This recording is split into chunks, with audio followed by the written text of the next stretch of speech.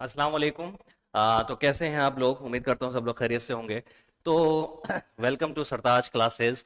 हमारी 11 एंट्रेंस की लिए जो प्रिपरेशन चल रही है, तो यहाँ इंडो इस्लामिक का मैं पोर्शन कवर कर रहा हूँ। तो हमने काफ़ी सारा पोर्शन कवर ऑलरेडी कर लिया है। ठीक है बच्चों। तो जो बहुत ही इंपॉर्टेंट टॉपिक है आप लोगों के लिए इंडो इस्लामिक के, वो हम कवर कर चुके हैं अच्छे खासे, और आगे भी चल रहे हैं। पूरी दिल्ली सल्तनत कवर कर चुके हैं, मुगल अंपायर चल रही है हमारी, काफी सारे रूलर्स भी हम पढ़ चुके हैं। ठीक है बच्चों। तो आगे बढ़ते हैं। लास्ट कल हम जहांगीर और शाहजहां तक पढ़ चुके थे, तो आज हम औरंगजेब से स्टार्ट करेंगे। ठीक है। तो औरंगजेब का टेन्योर बच्चों कब से कब तक रहा है? 1658 से लेके 1707, 1658 से 1707 तक किसका टेन्योर रहा है? औरंगजेब का। ठीक है। इनको किस नाम से जाना जाता है? आलमगीर नाम से, है ना। Given the title of Alamgir. Aurangzeb को आलमगीर के नाम से जानते हैं। और इनके अलावा ही वॉज नोन एज दरवेश और जिंदा पीर। ठीक है। इनको दरवेश और जिंदा पीर भी कहा जाता था। बहुत सिंपल लाइफ ये गुजारा करते थे, है ना। काफी सादा लाइफ स्टाइल गुजारा करते थे। इवन ये अपने कह लीजिए कि जितनी जरूरत होती थी खजाने में से पैसे ऐसे नहीं लिया करते थे कि एक बादशाह है, लग्जरी लाइफ जिए, ठीक है, और पैसा कहीं भी खर्च करें। लेकिन ये ऐसा नहीं करते थे। इनका मानना था कि ये जो पैसा है ये अवाम का पैसा है, जनता का पैसा है। ठीक है। तो अपने गुजर बसर के लिए ये टोपियां सिला करते थे। ठीक। तो सादा कपड़े भी मतलब ऐसा नहीं कि बहुत लग्जूरियस पहन रहे हैं, ये कर रहे हैं। तो ये काफी सादा जिंदगी बसर करते थे। ठीक है। और इसी मायने में इनको दरवेश और जिंदा पीर भी कहा जाता है। ठीक है। ही अबॉलिश तुलादान एंड झरोका दर्शन। ठीक है। तो ये अकबर के वक्त में या उससे पहले भी थोड़ी सी प्रैक्टिसेस चल रही थी, तुलादान और झरोका दर्शन। ठीक है। तो वो भी औरंगजेब ने रिमूव करी थी। ठीक है। झरोका दर्शन में एक थोड़ा सा कुछ वो होता था, जैसे बालकनी से पहले बादशाह को लोग देखने आया करते थे, इस तरीके से कुछ था। तो वो थोड़ा सा सही नहीं था इनके नजरिए से, और सही नहीं है इस्लामिक नजरिए से भी। कुछ ऐसा जैसे जैसे इस्लाम में सूर्य नमस्कार ये सारी चीज करना मना है, तो उस नजरिए से इनके लिए इन्होंने ये चीज बंद करी थी। ठीक है। झरोका दर्शन, झरोका मतलब कि बादशाह का दीदार करने आ रहे हैं, इस तरीके की कुछ चीजें थी। ठीक है। और पहले सूरज को देखा जा रहा है, कुछ ऐसा कुछ था झरोका दर्शन नाम से। ठीक है। तो आपके लिए इतना रिलेवेंट नहीं है ये, बीए वगैरह में पूछ लेते हैं। ठीक है। इनकी वाइफ का नाम है दिलरास बानो बेगम। ठीक है। क्या नाम है? Dilras Bano Begum. She is also known as Rabia ud Daurani. ठीक है। औरंगजेब की वाइफ का एक टाइटल था, क्या था? राबिया उद दौरानी। जैसे अकबर की वाइफ का क्या टाइटल मैंने बताया था? मरियम उज जमानी। ऐसे ही औरंगजेब की वाइफ का वाइफ का जो टाइटल था वो था राबिया उद दौरानी। ठीक है। और इनका असली नाम क्या था? दिलरास बानो बेगम। ठीक। बिल्ड, ये बहुत ही इंपॉर्टेंट पॉइंट है बच्चों, बिल्ड बीबी का मकबरा। बीबी का मकबरा बनाया औरंगजेब ने। ये क्या है? The tomb of his wife Rabia Daurani at Aurangabad Maharashtra. Bibi ka Maqbara बनाया। कहां बनाया? औरंगाबाद में। क्या है ये इनकी वाइफ का मकबरा है, टूम है, कब्र है। ठीक। दिलरास बानो बेगम का, यानी कि राबिया दौरानी का। ठीक। बिल्ट मोती मस्जिद इनसाइड दहलीज रेड फोर्ट। अच्छा, औरंगजेब ने भी एक मोती मस्जिद बनाई है, लेकिन वो दिल्ली के लाल किले के अंदर है ना। एक मोती मस्जिद शाहजहां ने बनाई है, वो आगरा फोर्ट में, वो काफी बड़ी है। ये दिल्ली के लाल किले के अंदर है। ये काफी छोटी सी थी। ठीक है। तो ये काफी छोटी सी मस्जिद बनाई थी, लेकिन आगरा वाली जो मोती मस्जिद है वो काफी बड़ी है। ठीक है। तो मोती मस्जिद दिल्ली के रेड फोर्ट के अंदर किसने बनाई? तो वो औरंगजेब ने बनाई, याद रखिएगा। बिल्ट बादशाही मस्जिद एट लाहौर। ये बहुत इंपॉर्टेंट पॉइंट है, ये बहुत पूछा जाता है। बादशाही मस्जिद किसने बनवाई? तो बादशाही मस्जिद बनवाई थी औरंगजेब ने। कहां बनवाई? लाहौर में। ठीक। Build Alamgiri gate of the Lahore fort. Lahore fort जो बनवाया था अकबर ने, ठीक है, मैंने आपको बताया था अकबर ने 4 किले बनवाए थे। ठीक। आला ट्रिक बताई थी, आगरा का किला, अजमेर का किला, ठीक है, लाहौर का किला और इलाहाबाद का किला। ठीक। तो वो जो लाहौर फोर्ट था अकबर ने बनवाया था, उसका एक गेट, आलमगीरी गेट बनवाया था किसने? औरंगजेब ने। Which today is a UNESCO world heritage site. ये एक यूनेस्को वर्ल्ड हेरिटेज साइट है। ठीक है। यूनेस्को की धरोहर है, मतलब वर्ल्ड हेरिटेज है, दुनिया की एक धरोहर है। रोट अ फिका बुक नेम्ड एज फतावा आलमगीरी, इन्होंने एक शरीयत की बुक लिखी, इस्लामिक बुक लिखी, इसका नाम था फतावा आलमगीरी। तो ये भी याद रखना है आपको कि फतावा आलमगीरी किसने लिखी, वो औरंगजेब ने लिखी, ठीक है। Dara Shikoh brother of Aurangzeb translated Bhagavad Gita into Persian language, ये एक एक्स्ट्रा पॉइंट मैंने यहां डाल दिया आप लोगों के लिए कि दारा शिको औरंगजेब के भाई थे।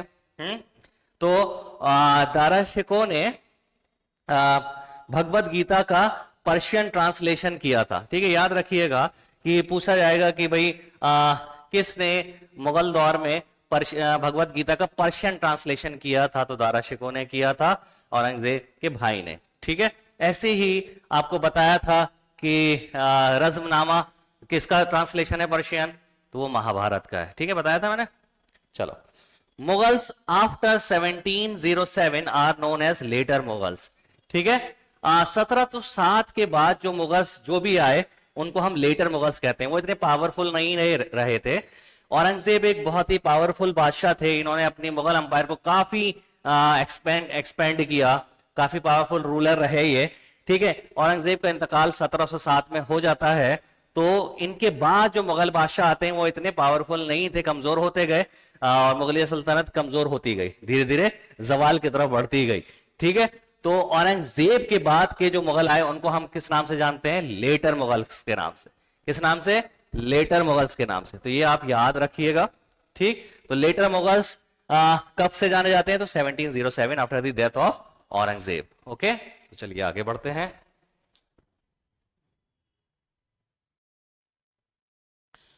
ठीक है, हाँ, औरंगजेब की एक दो बैटल भी है, ये खैर इतने इंपॉर्टेंट आप लोगों के लिए नहीं है, लेकिन मैंने आपको लिए लगा दी है।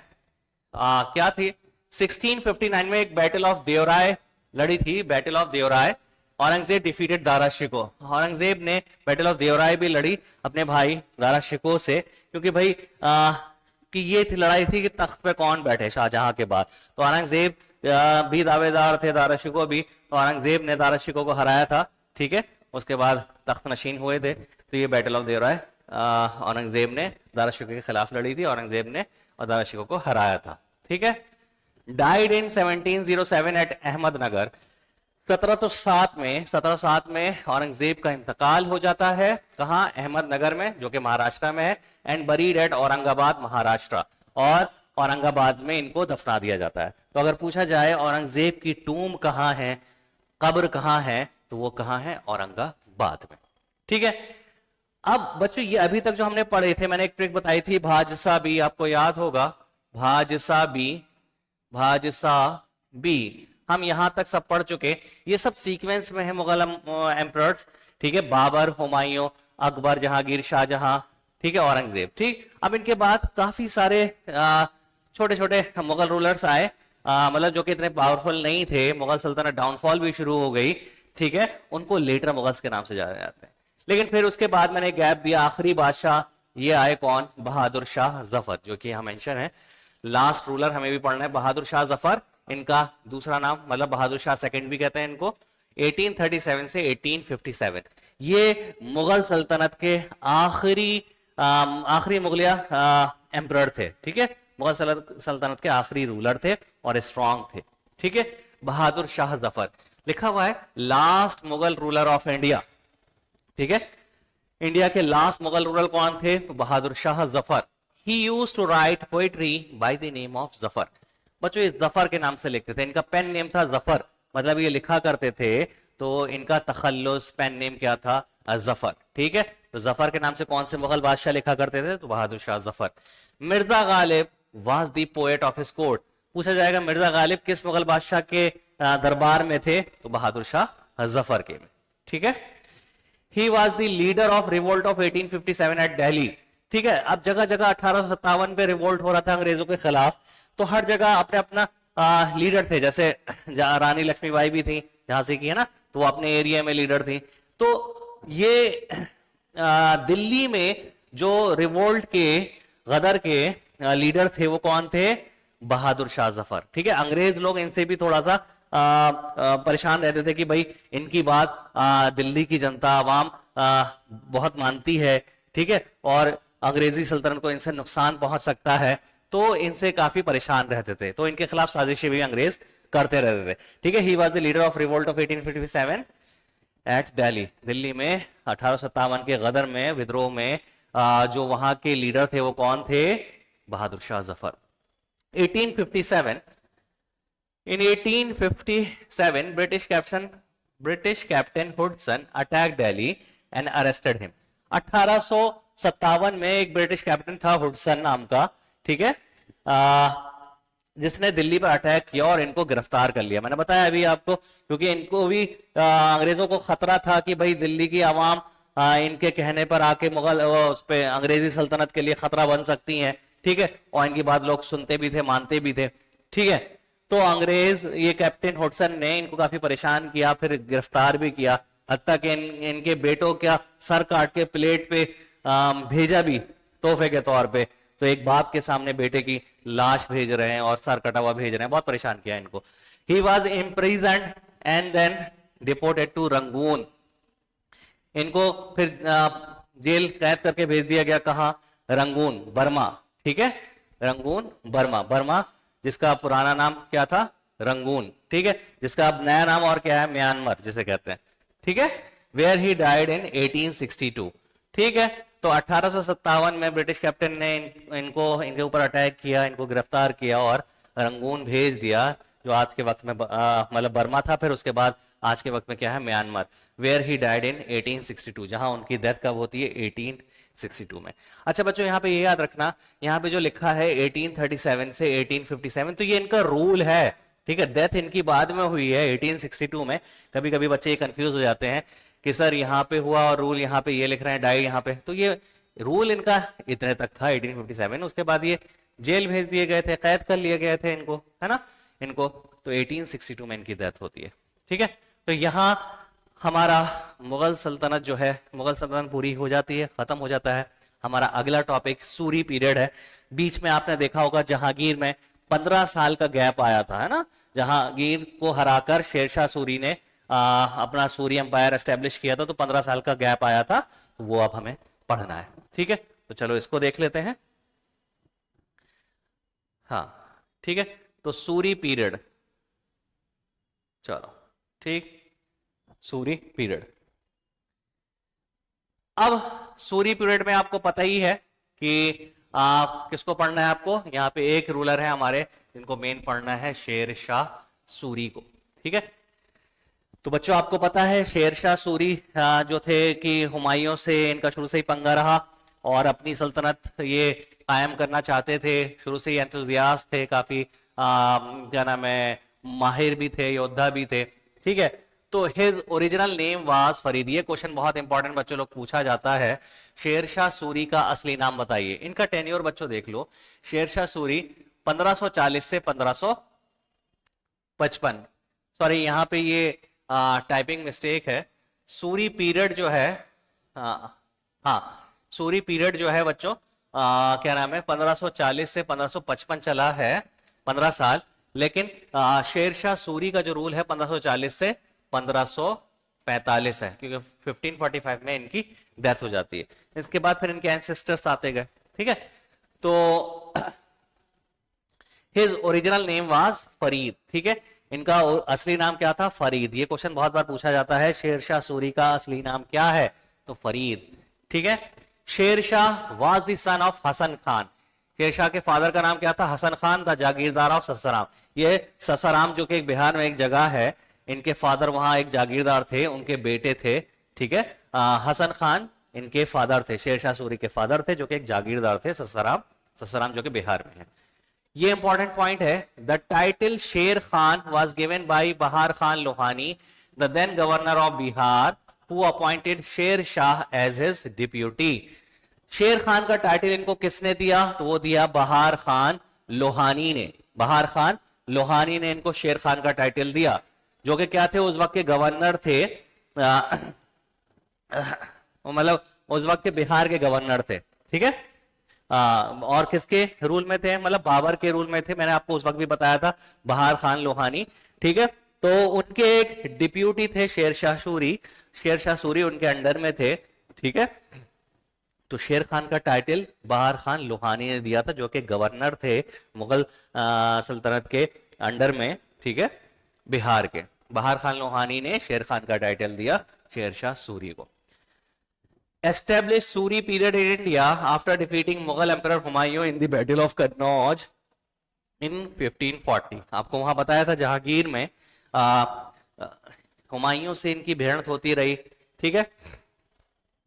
बैटल ऑफ कौन सी, चौसा भी लड़ी थी, कब लड़ी थी, 1539 में, जिसमें क्या नाम है, जिसमें भी शेरशाह सूरी जीते थे, लेकिन पूरी तरीके से रूल कायम नहीं हुआ था, अभी हुमायूं गए नहीं थे, ठीक है।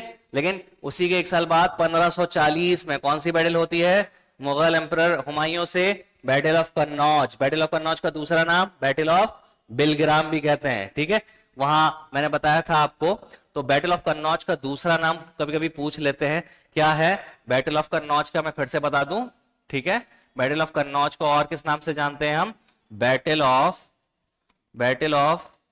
बिलग्राम, बैटल ऑफ बिलग्राम, ठीक है, बैटल ऑफ बिलग्राम, ठीक। तो बैटल ऑफ कन्नौज में फिर से हुमायूं को शेरशाह सूरी हरा देते हैं, ठीक है। और यहां पे क्या कायम हो जाता है, सूरी पीरियड। उसके बाद हुमायूं कहां चले जाते हैं, ईरान की तरफ चले जाते हैं, ठीक है, जो मैंने आपको बताया था, ठीक है। तो विच क्वेश्चन ये भी पूछ सकते हैं, which battle led the foundation of Suri empire in India, तो battle of Kannauj. Battle of Kannauj का दूसरा नाम बैटल ऑफ बिलग्राम, ठीक है, याद रखेंगे। कब हुई थी, 1540 में। Made the city of Sasaram, इन्होंने ससाराम की सिटी बनाई, कहां है, बिहार में, एज एज कैपिटल, और उसको अपनी कैपिटल भी बनाया, ठीक है ना। Made the city of Sasaram मतलब ससाराम को अपनी कैपिटल बनाया। ससाराम है कहां, बिहार में, ठीक। इंट्रोड्यूस, ये भी इंपॉर्टेंट है, इंट्रोड्यूस सिल्वर कॉइन कॉल्ड रुपया एंड कॉपर कॉइन दाम। इन्होंने एक सिल्वर कॉइन चलाया जिसका नाम क्या था, रुपया, और एक कॉपर कॉइन चलाया जिसका नाम क्या था, दाम, ठीक है। ये बहुत इंपॉर्टेंट क्वेश्चन है, पूछा जाता है बच्चों बार बार। Build Purana Qila, old fort at Delhi on the bank of Yamuna river.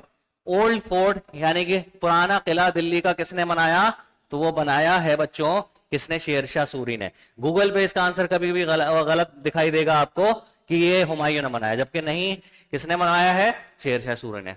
Delhi का पुराना Qila old fort of Delhi, जो कि यमुना बैंक के रिवर पर है, किसने बनवाया है, शेरशाह सूरी ने, ठीक। He died of an explosion of gunpowder in 1545 at Kalinjar and buried at Sasaram in Bihar, ठीक है। तो 1545 में इनकी डेथ हो जाती है, कलिंजर, कलिंजर का एक किला है, ठीक है।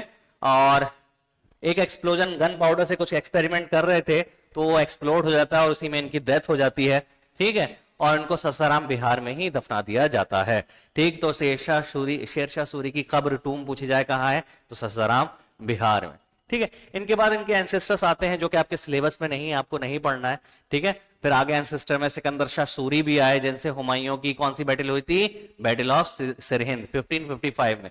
फिर दोबारा से मुगल अंपायर रीएस्टेब्लिश होता है उसमें, ठीक है।